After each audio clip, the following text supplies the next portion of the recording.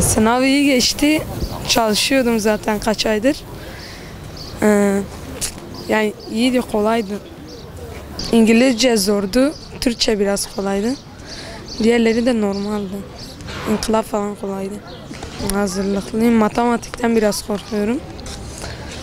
Fende iyiyim normalde ama göreceğiz. Ya ailem de üzerimde duruyordu. Öğretmenler de tabii dersleri iyi anlatıyordu. Yani çalışıyorum normalde. Hedefim spor okuyacağım. Şimdi sözele girdik, daha sayısala girmedik. LGS'de normal şartlarda sözel kolay olurken sayısal daha zor oluyor. Bu seneki sözelde Türkçe dışında diğerleri kolaydı. Türkçe de çok zor değildi ama orta düzeydi, çok da kolay değildi. Ailemin desteği genellikle evde deneme çözdürdüler. Dershanede deneme çözdük. Yani seri deneme çözerek çalıştım. Liseyi hedefliyorsun. Cumhuriyet Fen Lisesi diyor. Sınavım güzel geçti. Sözel bölüm çok güzeldi. Benim şahsım adına yabancı dilim birazcık kötü olduğu için yanlış yapmak yerine boş bıraktım. Öyle yani çok güzel geçti. Kolay bir sınavdı.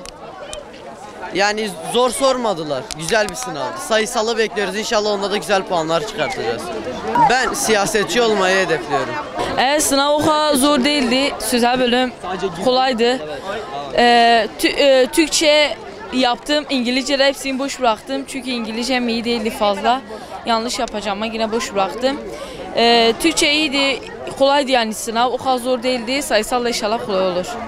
Yani günlük olarak dershaneye gittim. Denemelerden sonra yanlış yaptığım soruları, boş bıraktığım soruları hocalara sordum. Konu anlattığım videolarla çalıştım. Türkçe kolaydı. İngilizce biraz fena bir şekilde, şaşırmaçlı bir şekilde girmiş gibi oldu. İnkılap da kolaydı ama İngilizce biraz zordu. Yani Türkçem hiç boş kalmadı ama İngilizce 3-4 tane boşum var. Matematik, fen. Yani inkılapla İngilizce'de hiç çalışmadım. Türkçe'de birkaç tane soru çözdüm o kadar. Yani pek çalışmamıştım aslında. Sürpriz oldu.